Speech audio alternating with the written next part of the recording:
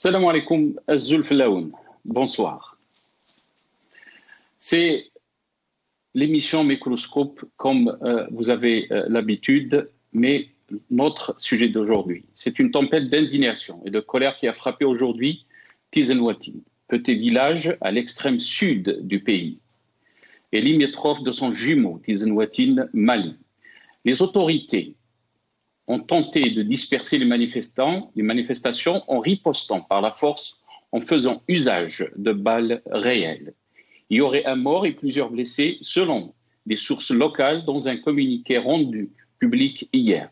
Le ministère de la Défense nationale, le MDN, affirme que les gardes frontières n'ont aucune responsabilité dans les tirs d'armes à feu qui ont coûté la vie à un citoyen sur place. De nombreuses images et vidéos sur de violents affrontements entre les gardes frontières et la population de Tizi Ouzou ont fait le tour des réseaux sociaux dès la matinée, appuyés par des photos de blessés par balles.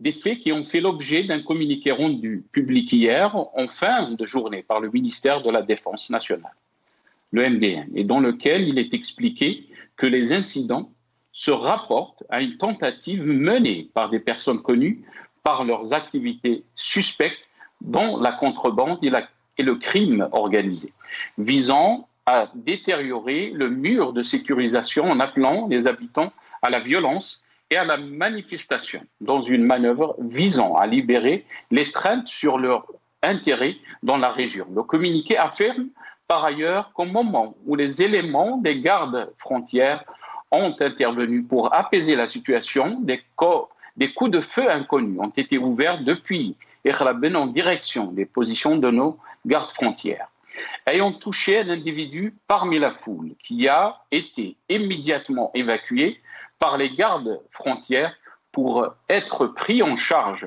par les services de santé. Le blessé a fini par succomber à ses blessures. Une enquête a été ouverte, annonce encore le MDN, pour élucider les circonstances de ces incidents. Ça, c'est le communiqué du ministère de la Défense nationale, le MDN. On dit chez nous, le 11 juin, des membres de la société civile de Tizi Ouzou avaient rédigé un communiqué pour avertir les autorités sur la marginalisation de la région et l'étouffement de la population, sur la nécessité d'écouter les demandes des citoyens. Ils ont réclamé la construction d'un mur formel, comme à Borj Badji el-Mokhtar, au lieu d'un fil barbelé pour faciliter le déplacement des populations au niveau du poste de gendarmerie aux abords de l'Oued. Cette demande est ancienne, avant même 2017, mais les autorités locales et nationales n'ont jamais mis les moyens pour engager un tel projet. Les notables et les acteurs de la société civile ont demandé aussi l'ouverture de passages pour les éleveurs vers le Mali, le règlement de la question du manque d'eau, la création d'un espace citoyen pour les jeunes et l'ouverture d'un dialogue éminent entre les notables locaux, la société civile, avec les autorités et les forces de sécurité pour préserver la stabilité de la région tout en respectant les besoins des communautés. Rien de cela n'a été fait. Ce qui s'est passé à Tizi Ouzou n'est pas anodin. Il témoigne d'un malaise général parmi les populations les plus marginalisées. Elles ne se sentent pas respectées, écoutées, protégées par l'État et ses représentants officiels. Ces manifestations font écho aux multiples mouvements de colère, ces fameuses micro-révoltes qui embrasent actuellement le Sud, dont le rassemblement de Ouargla a été le plus médiatisé. D'autres manifestations ont eu lieu à Timiaouine pour exiger une vraie stratégie de développement des régions marginalisées du Sud et dénoncer la marginalisation de la région.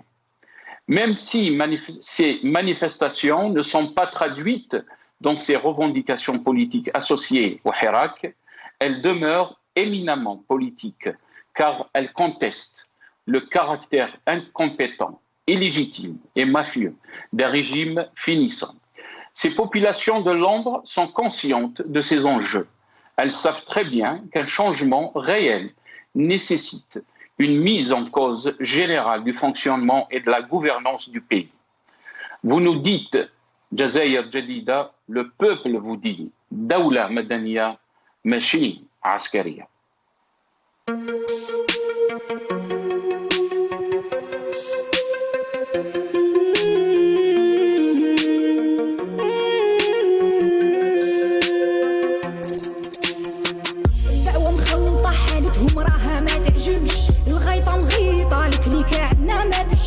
شبيبة نايضة راو داير روحو ما يسمعش المزبلة واجدة والتاريخ يا خو ما يرحمش الخمسة ماكلات صفحتكم ما نطوات معول تخلطها وتخلي فيها غير الفتات الأميمة ما نسات بدتها اللي نشوات 10 سنين تيروريزم وزدتو 20 ما كفات زوالي ولد بلاد جدو كي جدي عليها مات يا الخاين لاقت بك من يدك هربت ما ولات تروح وقاع تطير وقاع ويبقى غير الحجر في القاع يا مالك الضيبع بقرت لي تماما تنباع توكسيك توكسيك راها توكسيك الحالة مخلطة ويقول لي خديك من البوليتيك توكسيك توكسيك راها توكسيك تتنحو باع فيك من ريفوليسيون باسيفيك يا بنتي ما نهناش ملكية ما نبراش واش ما خسرناش في برمة العياش شبيبة ما تعياش على بلادي ما تفراش يا بنتي ما نهناش ملكية ما نبراش واش ما خسرناش في برمة العياش شبيبة ما تعياش ولاش سماحولاش توكسيك راها توكسيك الحالة مخلطة ويقول يخطيك بالبوليتيك توكسيك توكسيك راها توكسيك تتنحو كاع بيك من ريفوليسيون باسيفيك خفنا عليها زمان من الغلطة نتاع زمان غصة في قلب سكتنا باش تبقى هي ثمان طال الحال شاب زوالي من التخمام غرقتو في الزط الاراضي زيسبيري ما يلام يا القاضي عدل في حكام كاين ربي فوق المال وحدو كيتو هو البندية ما عليه كلام شفنا بعينينا سنين وبقينا حاصلين بين وبين بين حكم الميت ولا الشر وكلاش القتالين طحتو في اليدين ما نسمحو اليوم الدين نموتو ماش خسارة وتبقى بلادي في العينين ضحيتو بالقلاليل مازال شافيتي قنتورين باسي كريمينال تروحو فيها قاع يا السراقين حرية لا بديل طرنا ومبقيناش خايفين خرجنا قلنا كلمتنا وللور ما رانا راجعين حرية لا بديل طرنا مبقيناش خايفين خرجنا قلنا كلمتنا وللور ما رانا راجعين توكسيك توكسيك راها توكسيك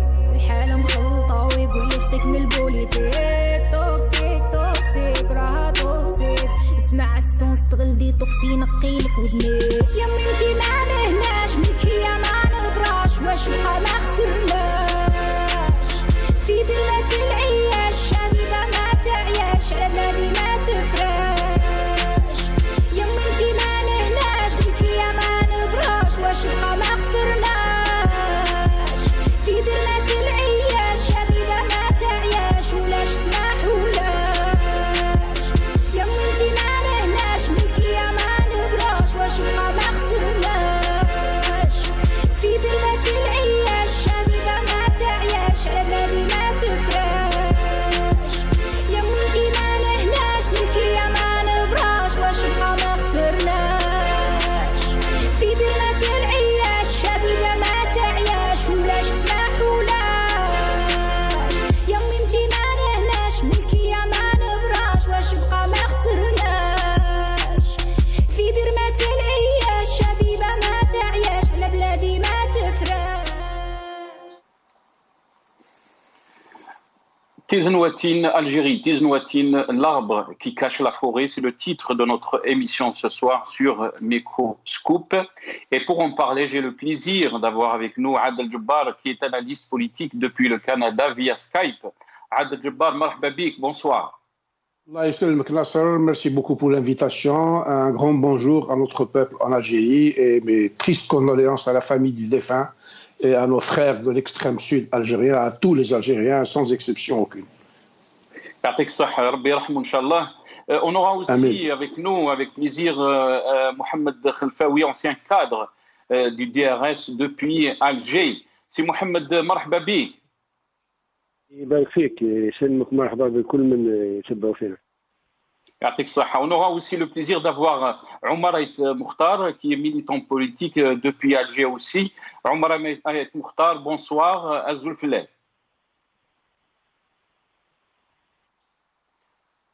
Est-ce qu'on a Omar Ait Moukhtar avec nous? Oui, bonsoir. Oui, bonsoir.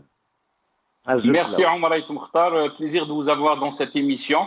On aura aussi Abdullah Boutani, qui est représentant du RCD à Tamanrasset, donc qui pourra aussi nous éclairer sur la situation, bien sûr. Vous savez très bien qu'il y avait un mort et plusieurs blessés.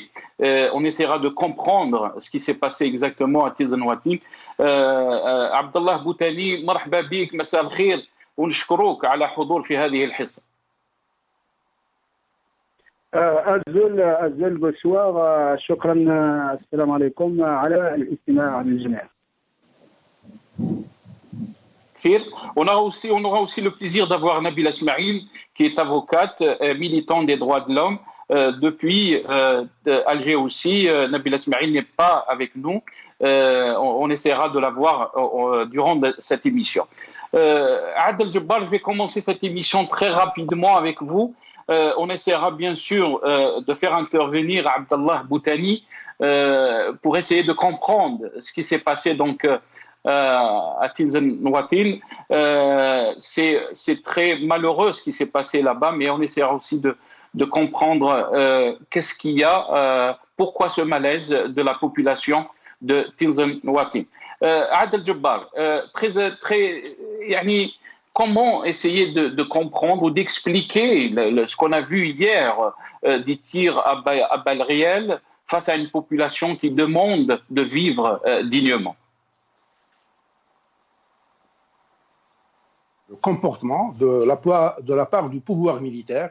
Le pouvoir militaire algérien s'est toujours exprimé de façon extrêmement violente vis-à-vis des gens. Ce n'est pas aujourd'hui ou hier qu'il a commencé à tuer. Un peu loin derrière nous, le 14 juin 2001, 127 de nos enfants en Kabylie ont été tués de sang-froid par les gendarmes.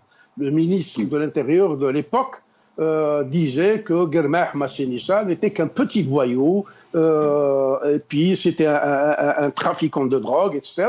Ce qui s'est produit dans cette localité de l'extrême sud algérien, où les gens vivent dans des conditions moyenâgeuses, d'une extrême pauvreté, d'un dénuement extraordinaire, relève d'une volonté de l'État. Ils sont dans cette situation-là depuis l'indépendance. Ils ont toujours été marginalisés. Ils ont été toujours vus comme des gens qui ne doivent pas accéder à une vie normale. Moi, je me souviens, en 1980, j'avais effectué un déplacement dans le cadre de mon travail à Tamanrasset, qui était une daïra à l'époque, et j'avais rencontré le chef de daïra de l'époque. En rentrant à la daïra, j'ai trouvé une vingtaine de nos frères Targui, qui étaient à l'intérieur de la cour de la daïra en train de faire du thé. Et j'avais posé la question au chef daïra. J'ai dit, comment se fait-il que ces gens-là soient à 20 ici pour vous faire du thé? Pourquoi vous ne les mettez pas au travail? Il me disait, ces gens-là ne travaillent pas. Donc ils ont un regard colonial sur ces gens-là. Ils ont un regard colonial, comme ils ont un regard méprisant sur l'ensemble de la population et du peuple algérien. Le militarisme consiste en l'usage de la violence pour régler tous les problèmes de l'État, entre guillemets. Ils ne savent pas s'exprimer autrement, ils ne savent pas faire autrement. C'est un régime qui est violent. La violence est dans son ADN. Il n'y a pas eu que la tuerie d'hier. Moi, je ne suis plus indigné, je ne suis plus jamais surpris par la réaction de ce régime. Il tue aussi bien un petit innocent. On a vu l'image de ce jeune-là, le visage de ce jeune-là, c'est un enfant. Il doit avoir 18, 19, 20 ans maximum.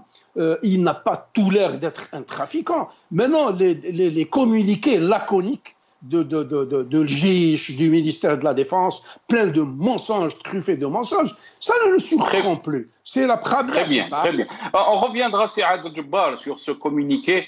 Restez avec nous, mais j'aimerais faire intervenir d'abord Abdallah Boutani, qui est représentant du RCD à Taman Rasset. Abdallah Boutani, مرحبا بك مرة ثانية.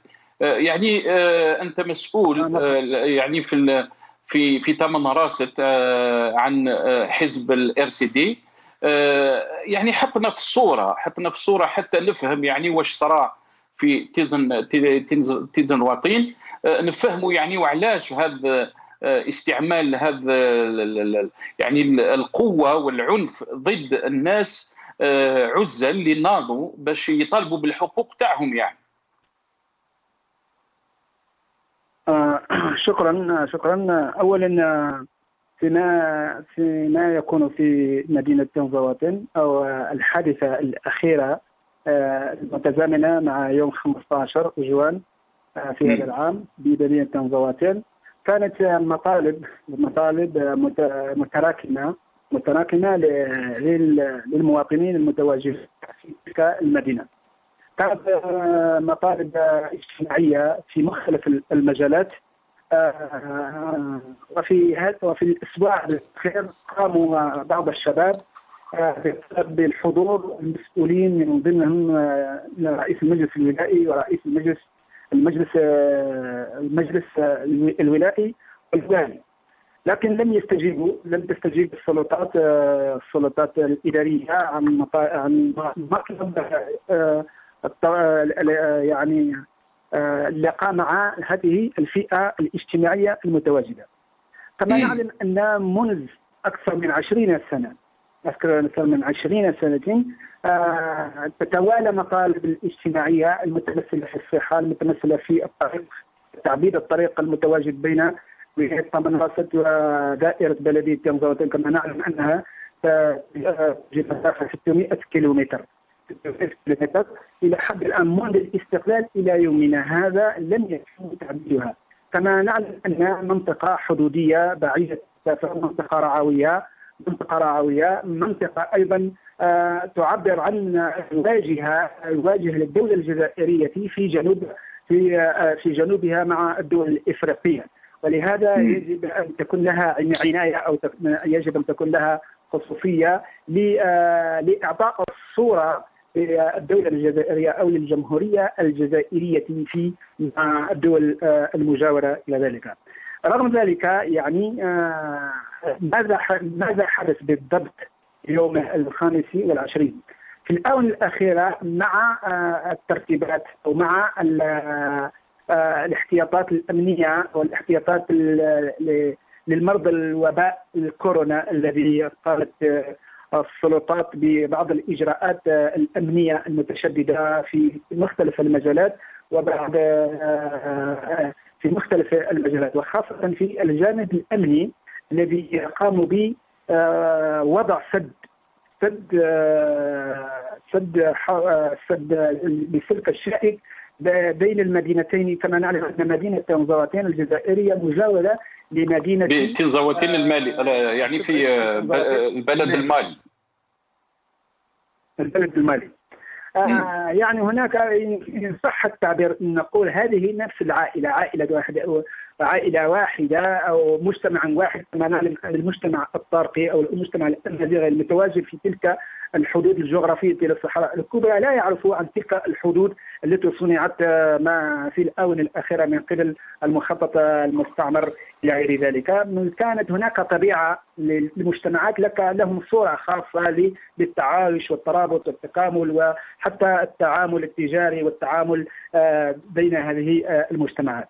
لكن ما ترك الضغط أو ما ترك غضب الشباب أو غضب المجتمع المدني في هذه الأيام هو وضع ذلك الحاجز لمنع المواطنين المتواجدين في المدينة للخروج إلى الوديان. كما نعلم أنها منطقة رعوية، منطقة رعوية ولكل السكان لديهم ماشية.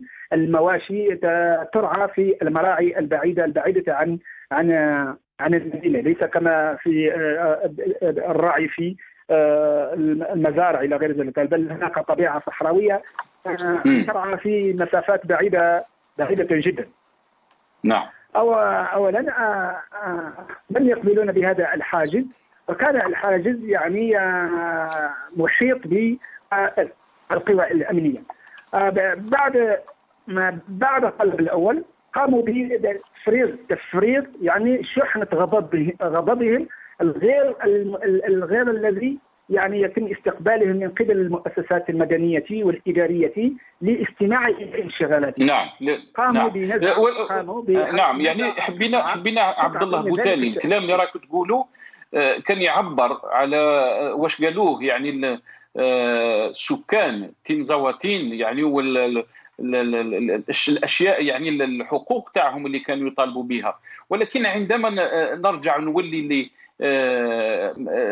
يعني ما صدر من وزاره الدفاع يعني الكومينيكي تاعها ولا ما صرحت ان هناك فيه يعني عصب تستغل هذا تريد ان تستغل يعني التحركات تاعها باش تضغط على يعني الناس تاع تنزواتين. وهذا العصب هي اللي وصلت يعني الامر لما شهدناه البارح. لا، في هذا الموضوع بالذات حقيقة المواطنين تنزواتين تفاجؤوا ببيان وزارة الدفاع الوطني التي تعتبر طاقم من طواقم الحكومة الحاكمة المستبدة على نظام الدولة الجزائرية. نلاحظ أن هناك الأسلوب إلى حد الآن الأسلوب لم يتغير من قبل النظام الحاكم في مختلف مؤسساته. كيف نقول أن الطاقم الحكومي قام بفشل زرع أو بناء جسر أمني للدولة الجزائرية، بدل أن يكون جسر أمني مشكل من المجتمع المدني أو من الشعب الساكن في تلك المنطقة. ظهر فشلهم أن يصنعون جسر شائك ليزرع الشكوك بين المواطنين والحكومة والجيش والمؤسسات الأمنية. ولهذا نلاحظ أن تناقض كبير جدا، وهذه تصرفات لا تليق بمستوى دولتنا أن نعبر عن فشلنا في إيجاد حلول اجتماعية، أمن اجتماعي في منطقتنا التي لدينا يعني كمية أو عدد من المجتمع أكثر من السلك الشائك، يعني نستطيع أن نصنع منه أمن أفضل من السلك الشائك الذي لا يتكلم ولا يتحرك إلى غير ذلك. ونحن نحتاج إلى أمن ذو فكر وذو وعي ذو يتحرك ومتناسق ومتكامل ومتعاون في المجالات. ولهذا شكرا. نحن نعبر عن أن أستاذ عبد الله. نعم أستاذ عبد الله ابقى معنا لو سمحت، يعني نرجع ليك. محمد Khelfaoui, merci encore une fois d'être avec nous dans cette émission. Mohamed Khelfaoui, ancien cadre du DRS. Mohamed Khelfaoui, quand on entend la colère de la population sud, on se pose la question sur cette gestion du pays. On nous parle d'une Algérie nouvelle, on nous parle de Zaïr el-Jadida, mais malheureusement, on est en train de découvrir que le même régime utilise les mêmes moyens de gouvernance. On a délaissé des populations dans le sud, alors que le pétrole dont vit l'Algérie provient de ces endroits d'en dessous de leurs pieds. Et ces populations qui sont délaissées dans la misère, dans la Hougara, et malheureusement, on a vu le résultat hier. Qu'est-ce que vous en pensez, Mohamed Khelfaoui? Bonjour tout le monde. Ma première réaction est de dire et de m'interroger comment n'a-t-on pas pu anticipé l'événement. Ou bien, où sont les renseignements? Ils auraient pu éviter le drame à cette population paisible, connue pour être paisible réellement. Ensuite, le maintien de l'ordre, à notre connaissance à tous, relève d'abord de la police ou de la gendarmerie. Que fait la garde qui est intervenue, les gardes frontières? Alors, je voulais dire aussi que les déclarations de certains habitants de la localité de Tirzawati, que je connais d'ailleurs, ne laissent pas indifférents lorsqu'ils expriment le sentiment d'être des citoyens de seconde zone. Ils ne laissent pas indifférents lorsqu'ils se plaignent d'être rançonnés pour accéder aux zones de pâturage. Et lorsqu'ils comparent les limites de circulation matérialisées par le fil barbelé à la ligne Charles et Maurice, cette barrière qui les empêche d'accéder au puits. Une enquête devrait être diligentée par des spécialistes pour, premièrement, mettre un terme au dépassement qu'ils évoquent. Le criminel doit être arrêté et traduit en justice. Deuxièmement, la sécurité de ces zones, elles sont un peu particulières, étant donné qu'elles sont frontalières, et donc des familles sont de part et d'autre, très souvent, le commerce y transite, la contrebande y transite, etc. Donc, étudier la mise en place des systèmes de sécurité en tenant compte des réalités du terrain, bien sûr, mais aussi du mode de vie, des traditions et des liens de famille au niveau de toutes les frontières, pas uniquement le Sud. Les moyens de surveillance et de contrôle dans les zones peuplées, faciles à sécuriser par ailleurs, doivent être simples et discrets, renforcés épisodiquement. En troisième lieu, je voudrais dire que les trafics ou la contrebande, ou les lieux privilégiés des terroristes sont les frontières, le ventre mou de tous les pays confrontés au terrorisme ou à la contrebande, l'immigration clandestine, sont les frontières. Aujourd'hui, le Sahel est devenu un champ de guerre où les protagonistes et les causes sont multiples. Ça aussi. Mais Mohamed Khelfaoui, toutes ces questions de sécurité et tout ça, on peut les comprendre. Mais est-ce qu'on peut cautionner qu'une population soit délaissée comme ça dans la Hogara, avec des moyens rudimentaires? On en parle même que des témoins ont dit que jamais ils ont vu des villages aussi pauvres que cette région de Tinzaouatine. Et vous avez même, vous me l'avez dit, que vous étiez aussi, vous avez connu cette région. Oui. Est-ce que vous pensez qu'on peut comprendre le communiqué du ministère de la Défense qui parle d'une tentative menée par des personnes connues par leurs activités suspectes dans la contrebande et le crime organisé? Est-ce que ces gens-là, on peut les réduire à ce genre de phrases? Mais plus large que ça, Tinzaouatine est un élément, une manifestation, peut-être la millième manifestation du peuple algérien, parce que partout à travers le pays, le peuple lutte, revendique, résiste. Le pouvoir doit sortir de sa bulle pour voir le bien fondé des revendications populaires. Même si l'intention du pouvoir ou son souci majeur est la stabilité du pays, mais celle-ci ne peut être effective que s'il y a osmose entre les dirigeants et le peuple. Accuser le peuple d'être manipulé par la main de l'étranger, c'est de la politique de l'autruche. Elle relève de l'aveuglement stratégique.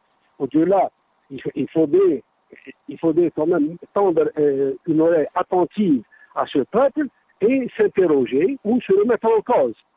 Ce n'est pas tout le peuple qui est en train de vouloir déstabiliser. Au contraire, si on écoute la voix sage de la population algérienne et de ses cadres, de ses leaders, je crois qu'on doit conclure que le système qui a prévalu jusque-là a au moins, on dira par euphémisme, connu ses limites, pour ne pas dire la situation catastrophique dans laquelle il nous met en ce moment.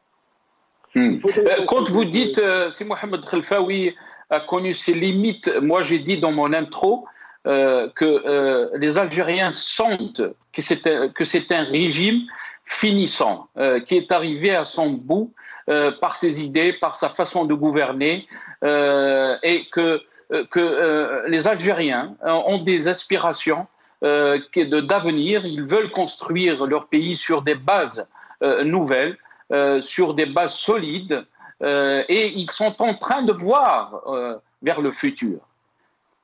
Oui, bien sûr. Nous l'avons tous pensé depuis la disparition, depuis la démission, on va dire, de l'ex-président.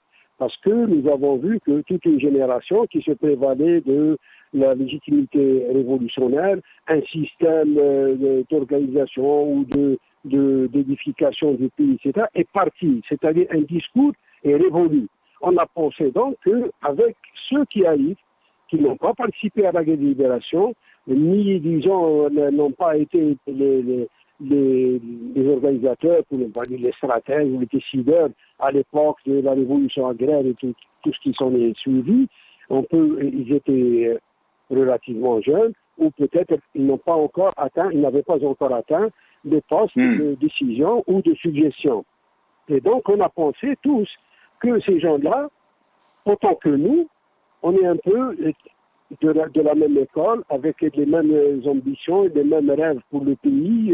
Ils ont vu, comme nous, sur le terrain, c'est des choses dont souffre encore le peuple, le pays, nos jeunes et nos vieux, aussi bien sur le plan de la santé, et c'est le cas de le dire pour aujourd'hui, ou du chômage endémique, etc.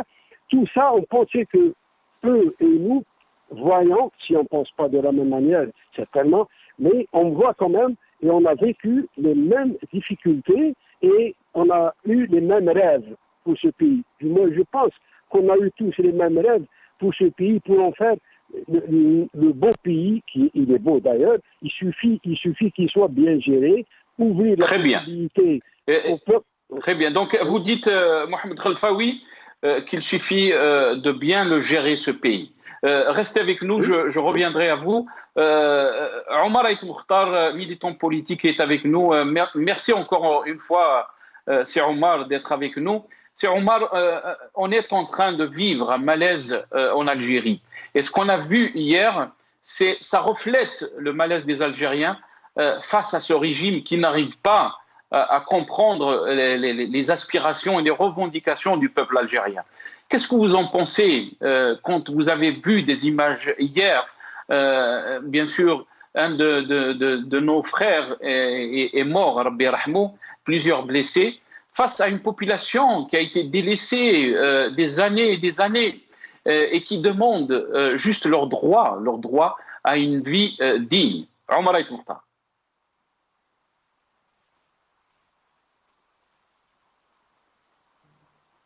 Omar Ait Mukhtar, est-ce que vous êtes avec nous?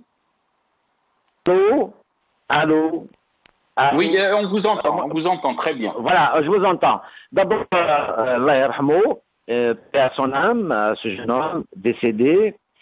Je pense qu'il faut séparer les choses. Et puis donc là où s'est produit cette action.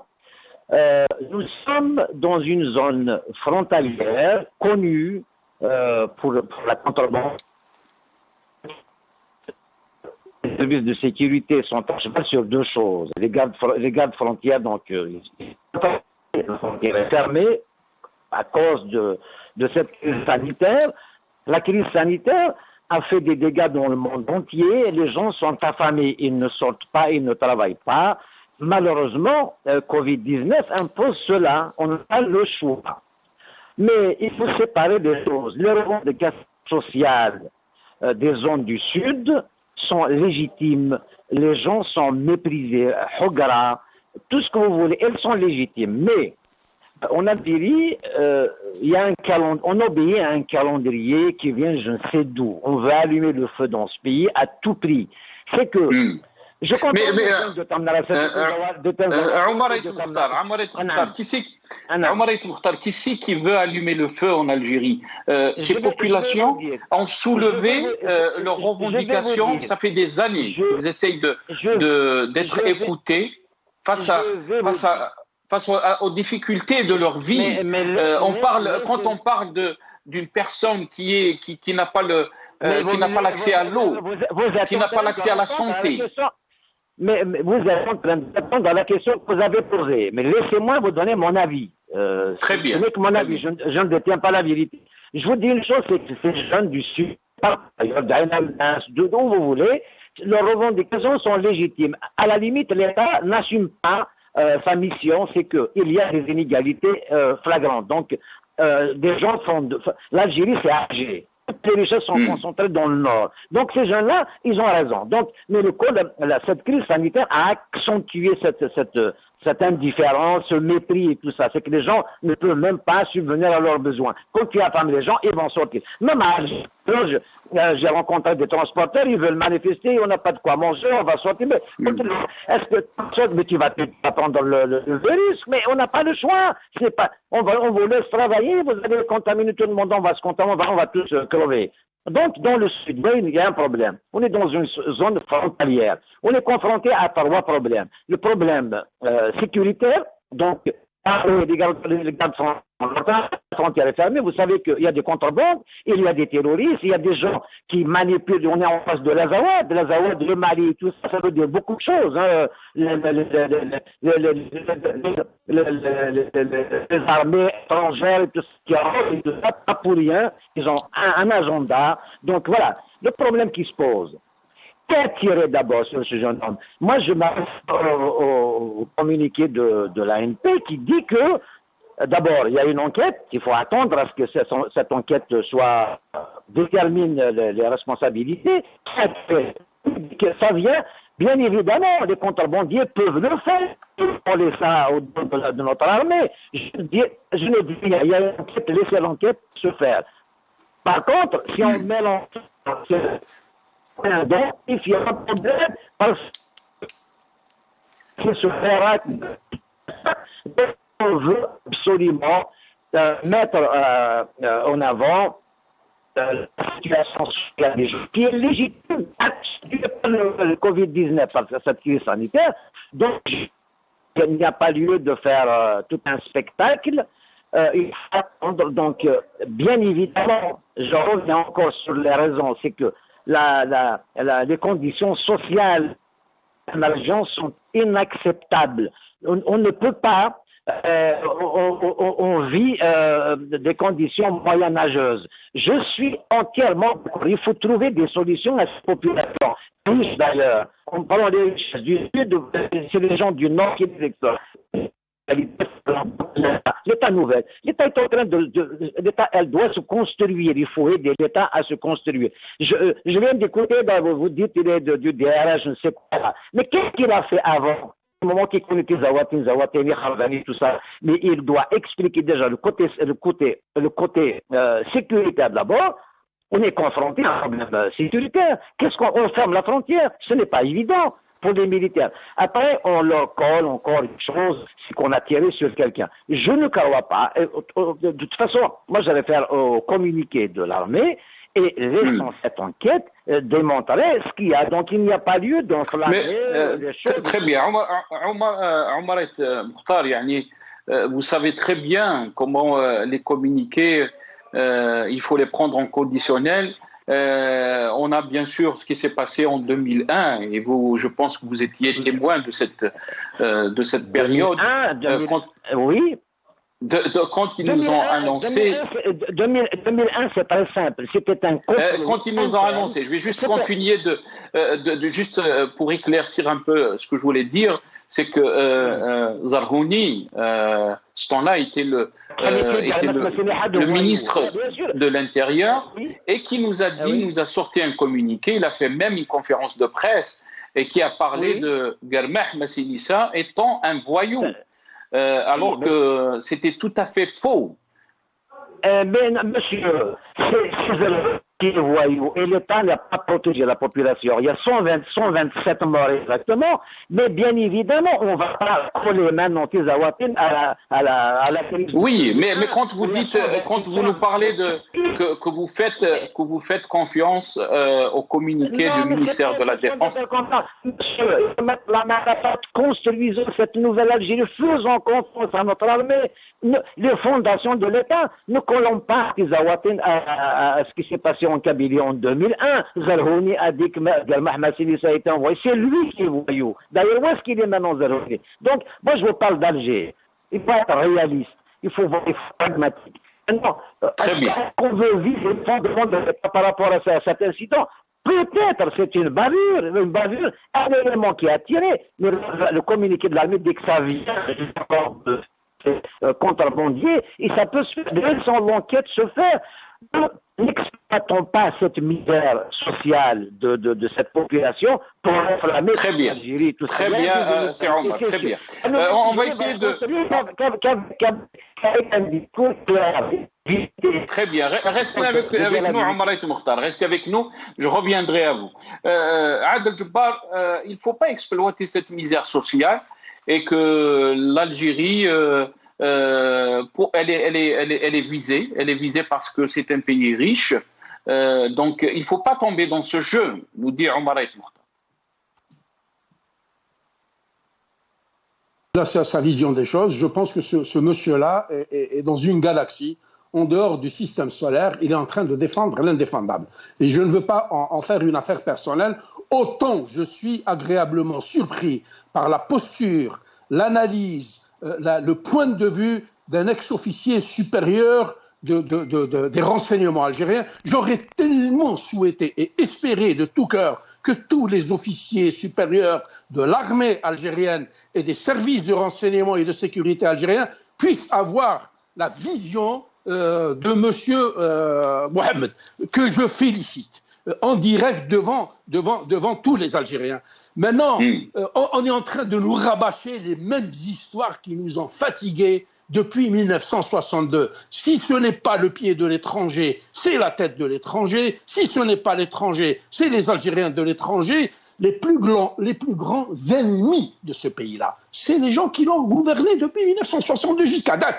Je vous dis une chose, un régime qui ne fait pas de distinguo pour emprisonner une icône de la révolution et qui ne fait pas qui ne va pas avec le dos de la cuillère pour mettre en prison un penseur, qui ne va pas avec le dos de la cuillère pour tirer, même à balles en caoutchouc, sur des populations désarmées, qui ne va pas avec le dos de la cuillère pour tuer un citoyen. Il n'y a absolument aucune raison pour utiliser des armes à feu et tuer. Nous avons vu un criminel en 1988, il est actuellement en train de noyer son chagrin dans des tavernes en Catalogne, à Barcelone. Il avait tué de sang-froid 500 jeunes.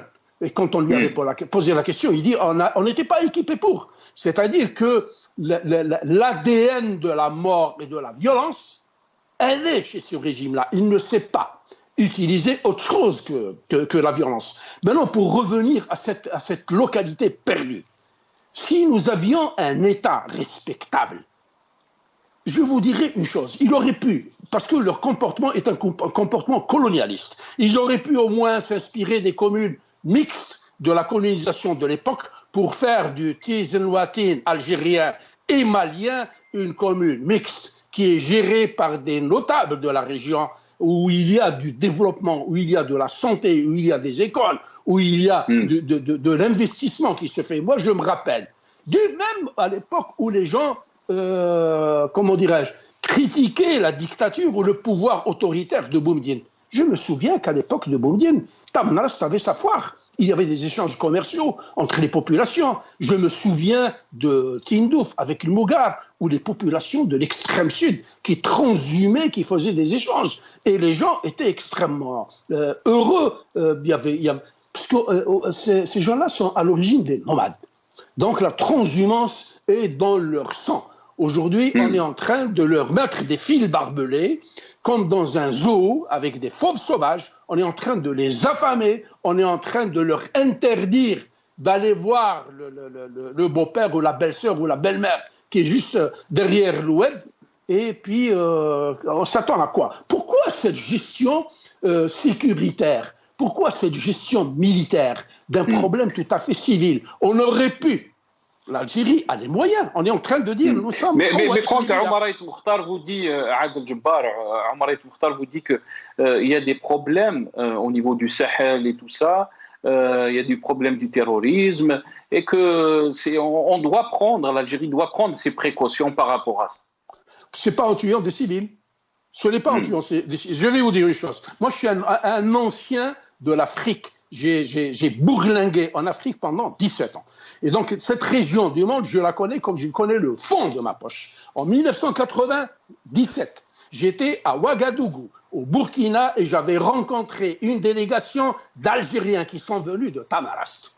Et tenez-vous bien assis sur votre chaise et ne tombez pas. C'était des officiers supérieurs de l'armée qui étaient venus pour du trafic de Marlboro.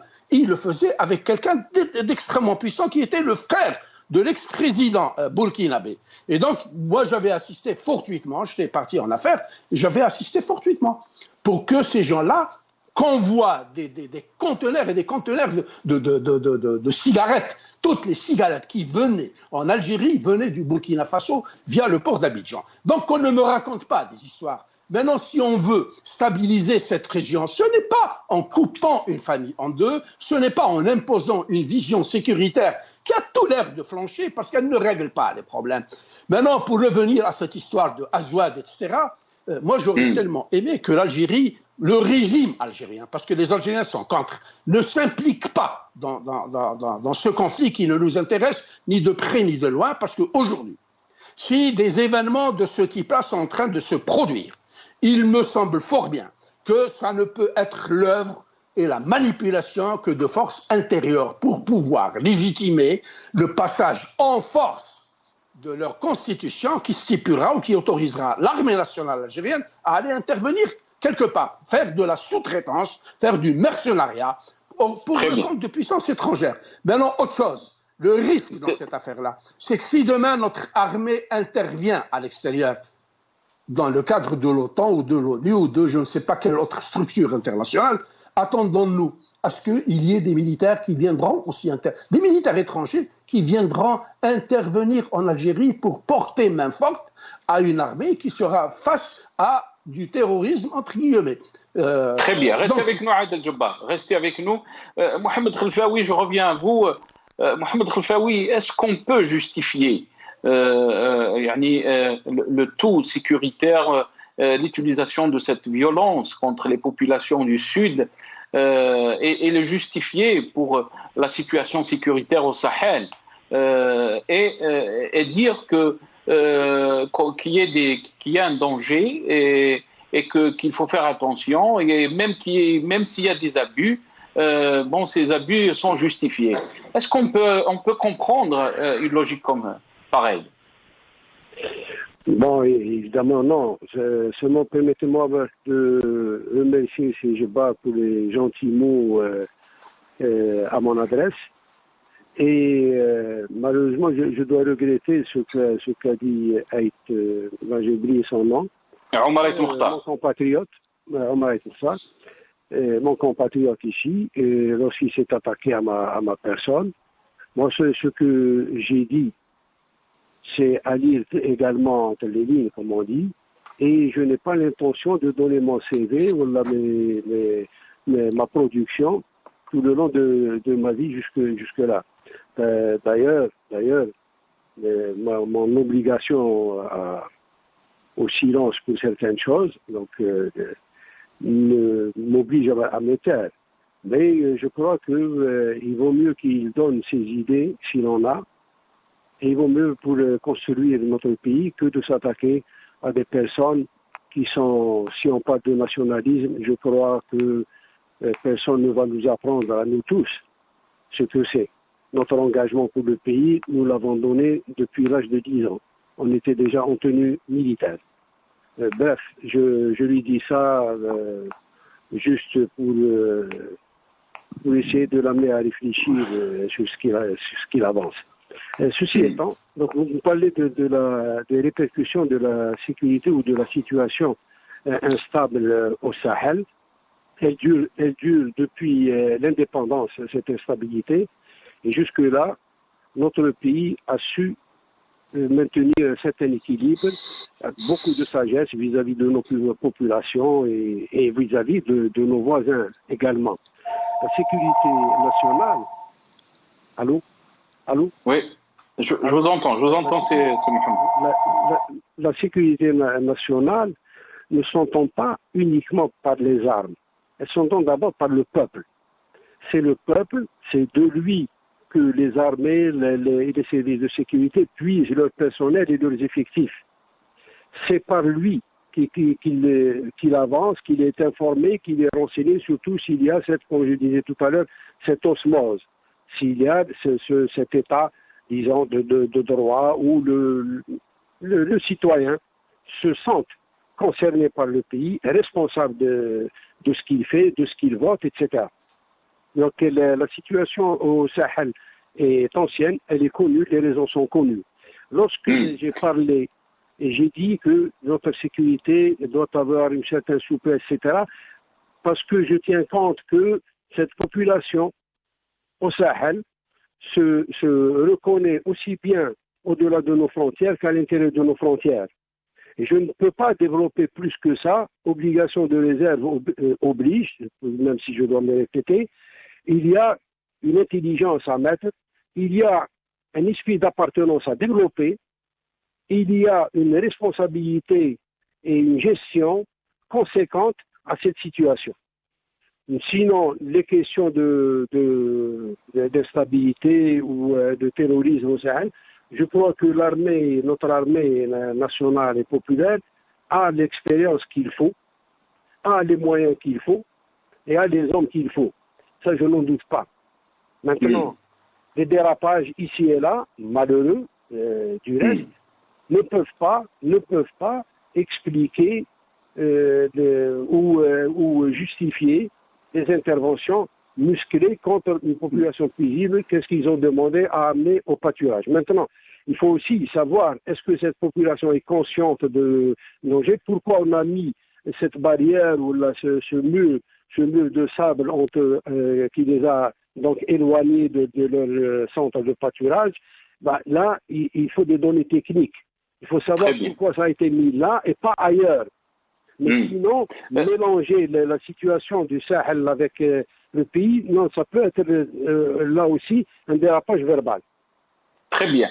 Mohamed Khelfaoui, dans votre intervention, bien sûr, vous avez parlé d'une expérience que vous avez vécue vous-même, ou de l'expérience, je dirais que c'est pas vous-même, mais de Adel Jabbar, qui a parlé bien sûr des officiers qui étaient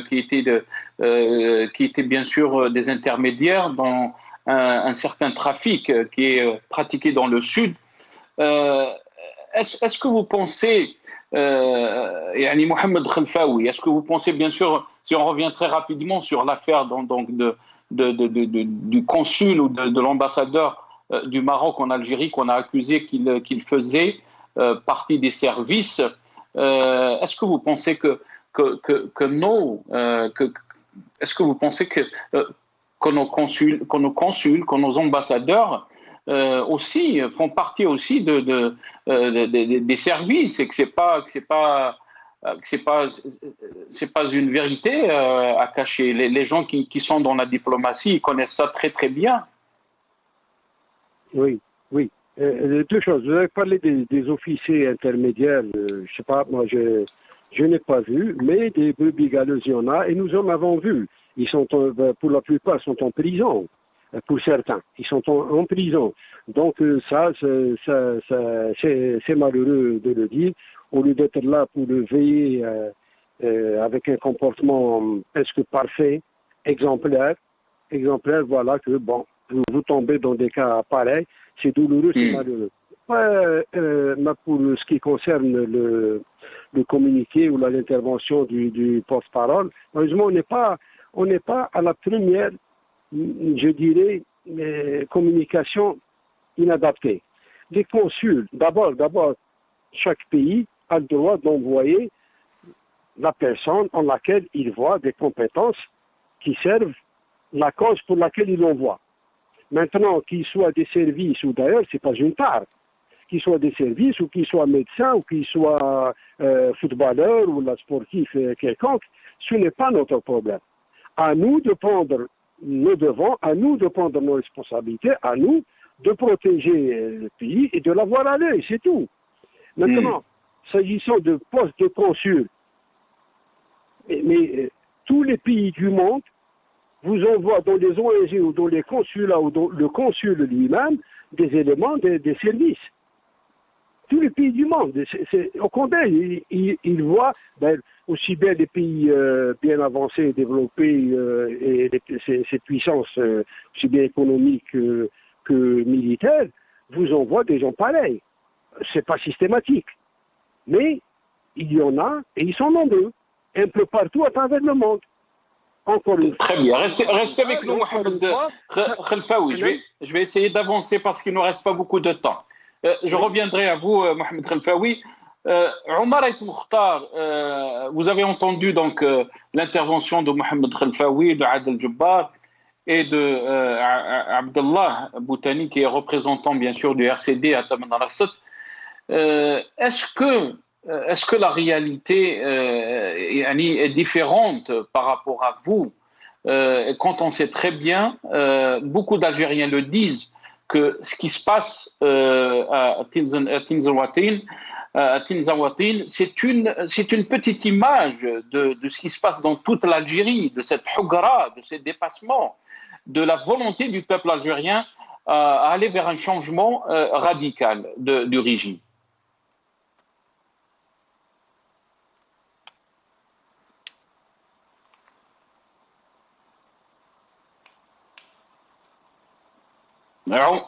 Omar El Mokhtar, est-ce que vous avez entendu ma question? Omar El Mokhtar, je pense qu'on vous a perdu un petit moment, mais je vais essayer de reprendre ma question. Ma question, c'était, beaucoup d'Algériens pensent que ce qui se passe à Tinzaouatine est une petite image de ce que vit notre pays, de cette hougra, de ces dépassements. Et c'est pour ça qu'on a vu donc ce soulèvement populaire qui est le Hirak l'année dernière, le 22 février 2019. Les Algériens veulent un vrai changement face à cette politique qui nous mène droit vers le mur. Mais qui ne va pas être d'accord avec ce que vous dites? Il faut une nouvelle Algérie, il faut vraiment s'attaquer aux inégalités. C'est sérieux. Mais les revendications sociales des gens sont légitimes. Qu'est-ce que vous voulez que je vous dise? C'est la vérité. De ça. Est-ce qu'on va marchander la misère des populations? Bien évidemment, les populations du Sud, il faut vraiment revoir leur cas social. Il y a des richesses qui viennent du Sud, exploitées par les gens du Nord. Il y a des gens qui croient que l'Algérie, c'est Alger. Ils ont tout et le reste, non. Point de vue médical, les hôpitaux, tout ce que tu veux, le travail, le chômage. Bien évidemment. Mais aujourd'hui, le cas de Tinzaouatine, frontalière avec le Mali, l'Azawad qui est en guerre, et puis quelle guerre au Mali? La France qui vient défendre la démocratie au Mali. C'est un leurre d'autres puissance étrangère, tout ça. C'est-à-dire, il y a quand même un schéma, un agenda qui vient de l'extérieur. Je ne suis pas en train de défendre la main étrangère, machin truc. Il y a une réalité. Il faut absolument que l'État assume. Mais pourquoi c'est Omar? Pourquoi c'est Omar? Chaque fois qu'on parle, chaque fois, on essaye de pointer du doigt donc c'est pas moi, c'est cet ennemi de l'étranger.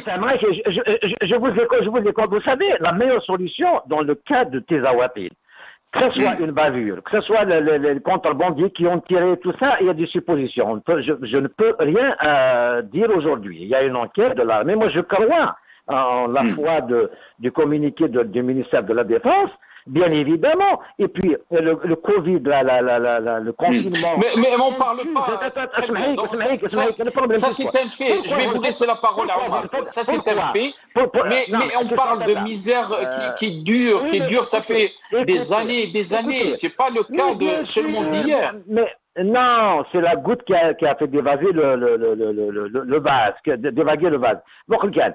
Si vous faites une émission pour régler la situation, pourquoi ne pas dire scientifiquement, ces jeunes doivent travailler, l'État doit assumer, comment peut-on construire ce nouvel Algérie et dans ce pouvoir, par notre intelligence, à trouver des solutions. Là, je vais vous écouter. Maintenant, si vous voulez, allez, on commence, le Hirak, on va sortir, on va tout détruire. Non. Eh bien, je ne suis pas d'accord. Je défends ces jeunes. Il leur faut du travail.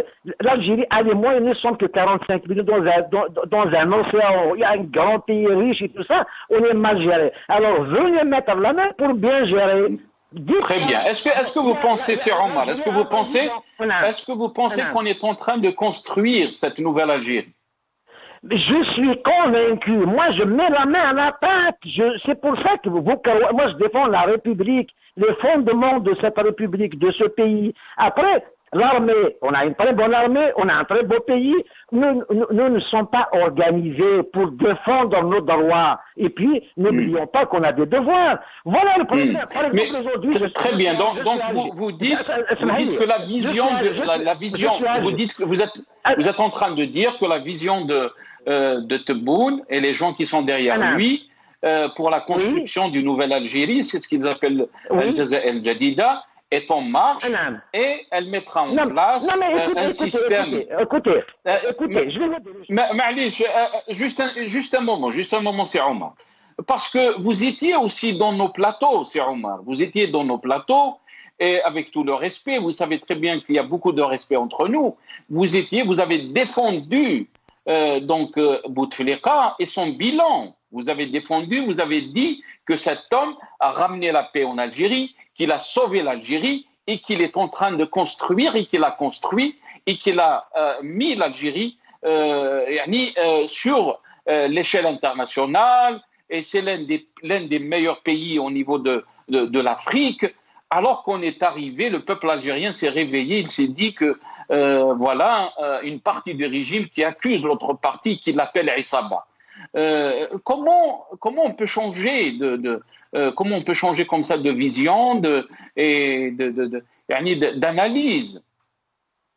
Non, vous êtes en train de faire un réquisitoire à charge et vous ne me laissez pas parler. Je vous dis une chose. Non, c'est Omar, je ne fais pas parce qu'on doit analyser les choses. Je vous laisse parler, bien sûr. Vous voulez pas que je vous dise ce que vous voulez. Je vais vous dire une chose. Bouteflika et machin truc et tout ça. Moi, je me suis regardé un peu ce que je fais. Hier, par exemple, j'étais témoin dans le procès de Haddad à Sidi Mohamed. Vous comprenez?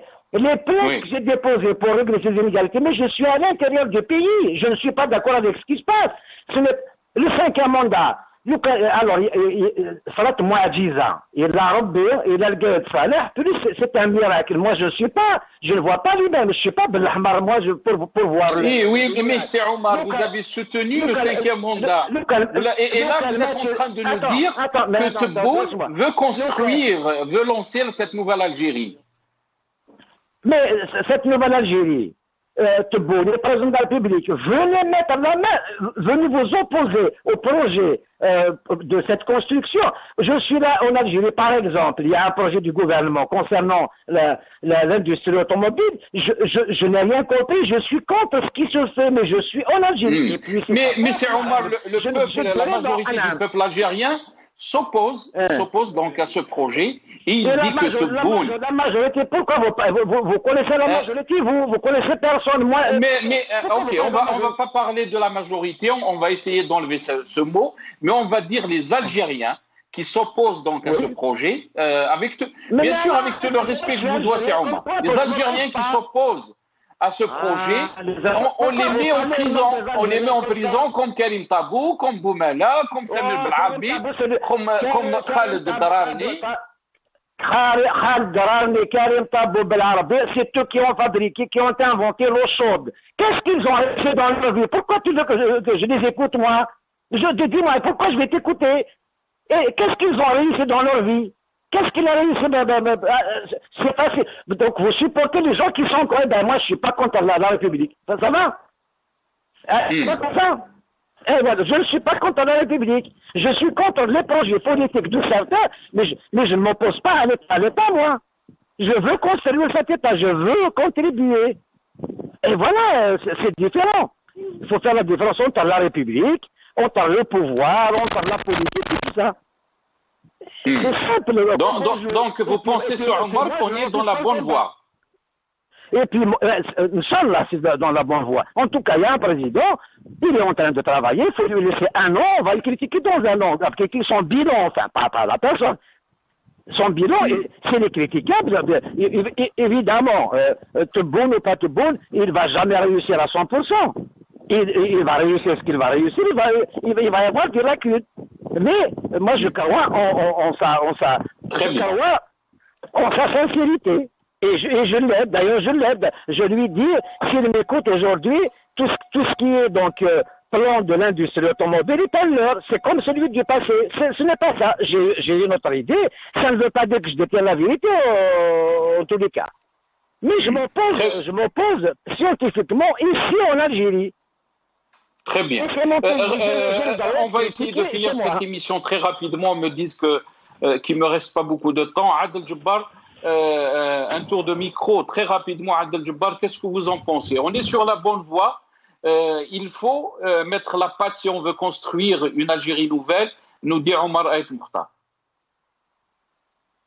Je retiens de ce genre de propos-là, c'est que il y a des gens qui sont nés pour servir. La soumission volontaire est ancrée dans leur sang, dans leur ADN. Moi, j'ai appris une chose, c'est que si on veut enlever une tyrannie, il faut juste couper. Les gens qui servent cette tyrannie, le jour où il n'y aura plus de servants, de gens soumis avec un État, avec un esprit esclavagiste, il n'y aura plus de tyrannie. Ce monsieur-là est en train de vouloir nous dire qu'on veut faire une nouvelle Algérie avec du vieux. On est en train de voir le rappel de fossiles qui ont 75 et 80 ans au poste de commande, au niveau du Sénat, au niveau de je ne sais pas où. Et on me dit, on veut faire une nouvelle Algérie avec de la vieillerie, avec de la brocante qui ne se vend même pas à Wadkinis. Il faut être cinglé. Mais non, ce monsieur-là ne peut pas être libre de lui-même. Je ne l'attaque pas non plus. Les Algériens sont en train de m'écouter. Ils me remettront à l'ordre si je me trompe ou si je suis en train d'attenter à sa dignité. Les Algériens ont horreur de ce genre de comportement-là. Hassid Hadaya, كان يضرب الشيت على البوتفليقة. Non, moi ça me révolte. Respecter les avis de chacun des intervenants. Maintenant, si lui, il voit que l'Algérie est en bonne voie et qu'il voit que c'est le chemin qui va sortir l'Algérie de cette crise, on doit respecter ça. Je respecte, mais maintenant, qu'on me sorte un certificat de patriotisme parce qu'on est à Alger, ça, on en a par-dessus la tête. Ils ne sont pas plus patriotes, plus nationalistes. Nous sommes tous des Algériens, nous aimons l'Algérie, nous la défendons, mais nous sommes contre une dictature militaire. La République démocratique et militaire, c'est une nouvelle invention de ce genre d'individu. Très bien. Je vous remercie pour être avec nous dans cette émission. Mohamed Khelfaoui, très rapidement, il ne me reste pas beaucoup de temps. Qu'est-ce que vous en pensez? Beaucoup d'Algériens pensent qu'on est face à une situation très difficile, politiquement, socialement et économiquement. Ce qu'on a vu hier à Tinzaouatine, c'est juste une petite image de ce que les Algériens ont peur. Comment vous voyez les choses évoluer très rapidement, c'est Mohamed Khelfaoui. Oui, en effet, ce que vous dites est vrai. Malheureusement, le pays est en difficulté, apparemment sur le plan politique, au vu de ce qui se passe, sur le plan économique également, social, économique. C'est pour ça que j'ai envie de dire à nos concitoyens à Tinzaouatine que la vie qu'ils ont connue, qu'ils vivaient avant, ne serait possible que si la sécurité est rétabli. Donc, il faudrait une participation de tous dans des situations un peu particulières. La vie devient particulière. Le temps du terrorisme, les années 90, par exemple, la vie des citoyens, que ce soit à Alger ou ailleurs, n'était pas celle qui prévalait dans les années d'avant, 80. Également, le temps avant le coronavirus, cette pandémie, la vie avant n'est pas celle d'aujourd'hui. Donc, il faudrait quand même faire preuve un peu j'allais dire mais un peu de patience. Évidemment, le crime est impardonnable. Ce qui s'est passé, non, est refusé, et on ne peut pas l'admettre. Mais il faudrait quand même espérer et attendre que les choses, il ne faut pas qu'ils dépensent l'énergie ou qu'ils se dépensent à des choses, disant que la situation sécuritaire pourrait leur imposer. Ceci étant, leur droit d'aller au pâturage ou de se servir d'eau, j'allais dire, de s'alimenter en eau potable ou en eau pour leur cheptel, c'est une demande tout à fait légitime, compréhensible, et nous souhaitons qu'ils gardent à l'esprit la situation du pays est un peu difficile et qu'il faudrait qu'ils participent parce que l'on sauve notre pays. Merci Mohamed Khelfaoui, je vous remercie beaucoup d'avoir participé dans cette émission. Mohamed Khelfaoui, ancien cadre du DRS qui était avec nous depuis Alger. Merci à vous, Adel Jabbar, analyste politique qui est avec nous via Skype depuis le Canada. Merci à vous, Omar Ait Mokhtar, militant politique qui était avec nous depuis Alger aussi. Abdallah Boutani, responsable du parti RCD à Taman Rasset, qui était avec nous dans cette émission. On s'excuse, on n'a pas pu faire intervenir Nabila Ismail, avocate et militante des droits de l'homme. Yartekoum Saha, on est arrivé à la fin de cette émission. Je vous remercie d'être avec nous et je vous dis à demain, Inch'Allah.